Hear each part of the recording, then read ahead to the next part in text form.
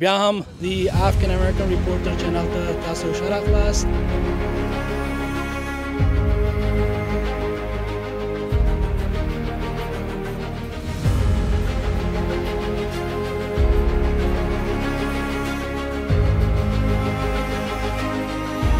په نن ویډیو کې مو وغوښتل چې تاسو د کولمبوس په ښار باندې پوه کړو.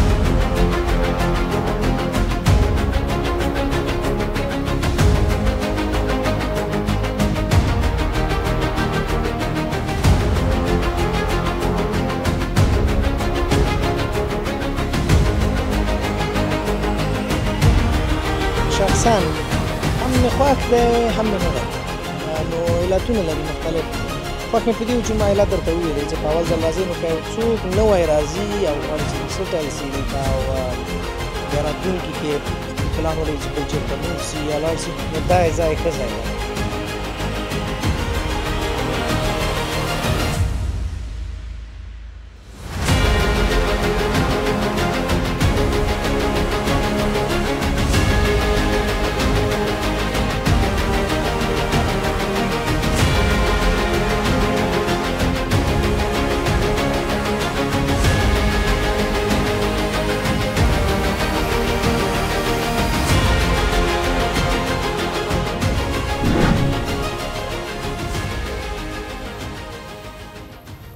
په نامه د اختام دا بیان دی چې نوم یې په نومونه کې سبحان دی. دوستانو بیا هم امردین جمالي یم او نن تاسو ته د کولمبوس ښار به معرفي کوو. کولمبوس ښار تاسو وینئ اوس موږ د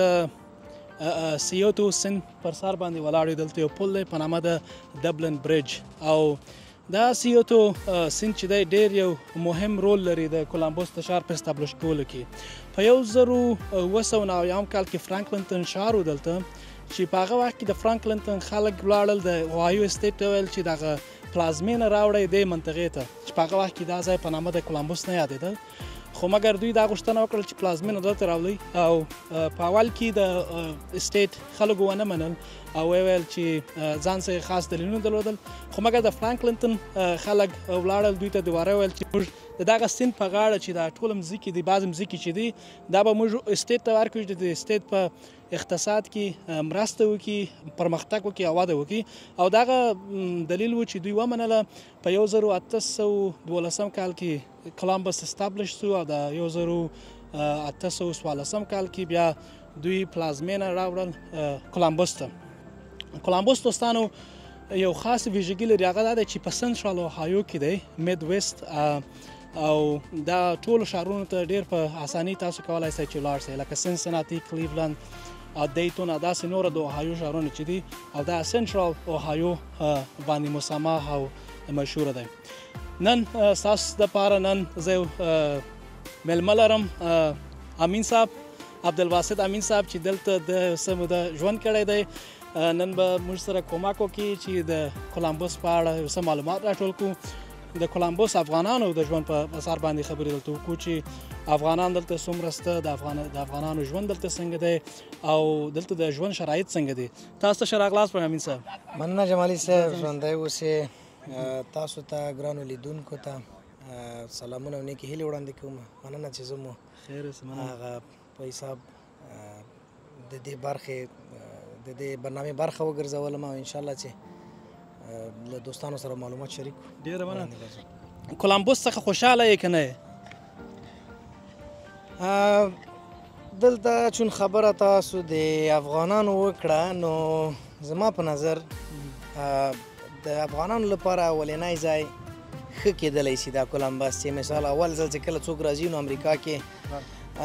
بلد هم نه وي او له دې چې د له انوایرمنټ سره له د محیط سره چاپیریال سره بلدیږي، نو ښه دا ده چې داسې ځای کې وي چې هغلته وچلیږي، هغه که د کار له نګاه نه وي، د ژوند له نګاه نه وي، چې تر څو یې داسې له ژوند سره اشنا سي نو هغه کلچر اډاپټ کړي. دا لږ زره مشکله وي. که نورو ښارونو ته یا نورو سټیټونو ته، نورو ایالتونو ته ځي نو کیدای شي لږ به فرق ولري. دلته د دې په خاطر چې نسبت نورو سټیټونو ته یا ایالتونو ته لږ ارزاني ده، البته که د کور کرایې په حساب وښیې، یوټیلیټي بیلز وښیې او دغو په حساب باندې وښیې، نو دغه په خاطر خلک دلته لږ زړه ښه کوي او دلته راځي. نور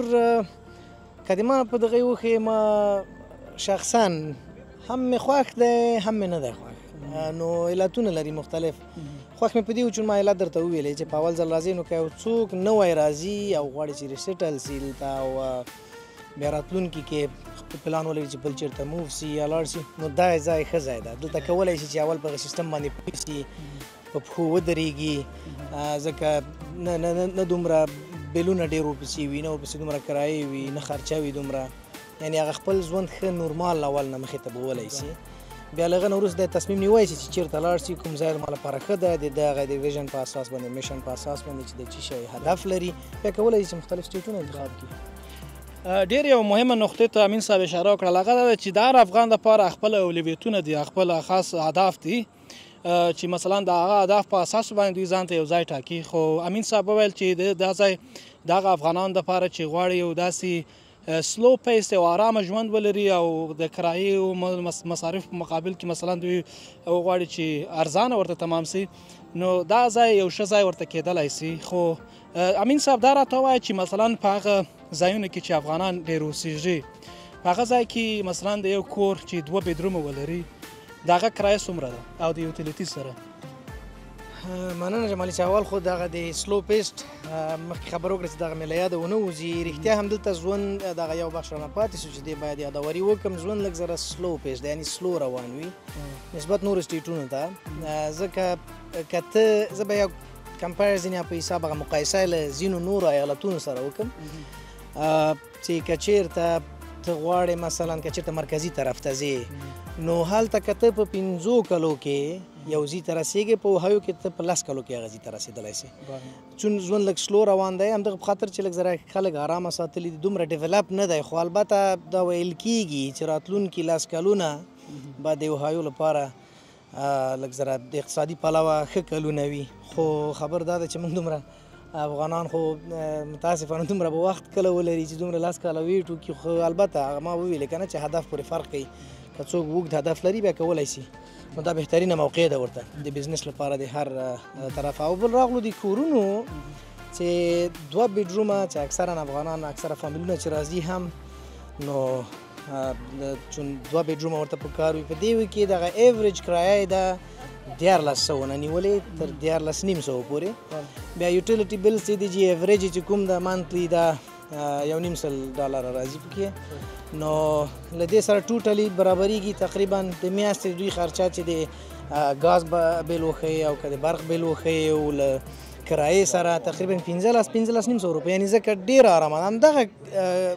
2 بیډرومه والا که ته کوم بل سټیټ کې چېرته وګورې مرکزي طرف ته یا کوم بل طرف ته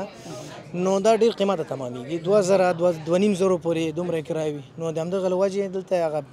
که مصارف یې وبولې هر څه وبل دا لږ ښه راځي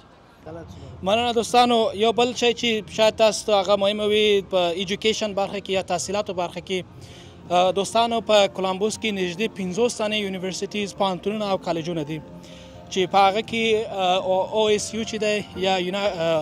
داسې اوهایو سټیټ یونیورسټي چې دی دا دوستانو په د امریکا په سطح باندې دریم یونیورسټي ده په لویوالي باندې البته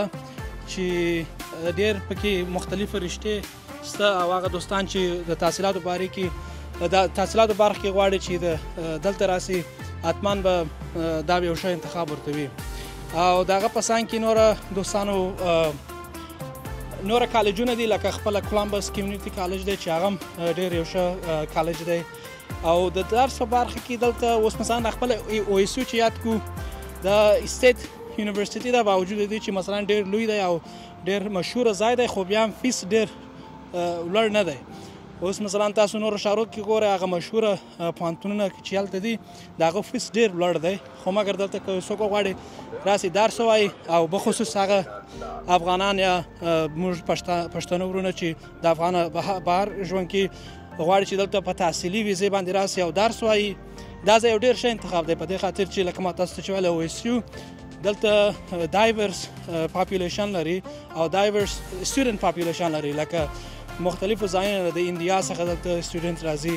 اکثریت د هندوستان څخه راځي او نوره آسیایي ممالکو څخه دلته ډېر لکه د چین څخه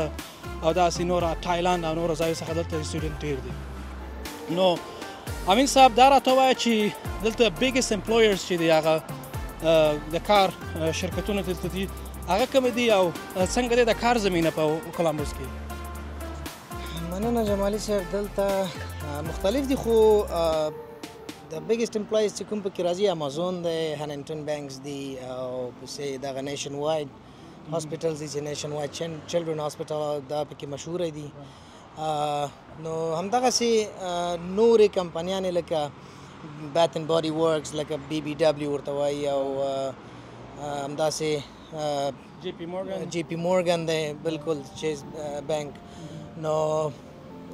دغه او نور لکه ټي اس جي دی د سپیریئر ګروپ دی چې د برق په بخش کې لکه مثال فعالیت کوي او زموږ ځینې افغانان هم په هغه کې خوشبختانه چې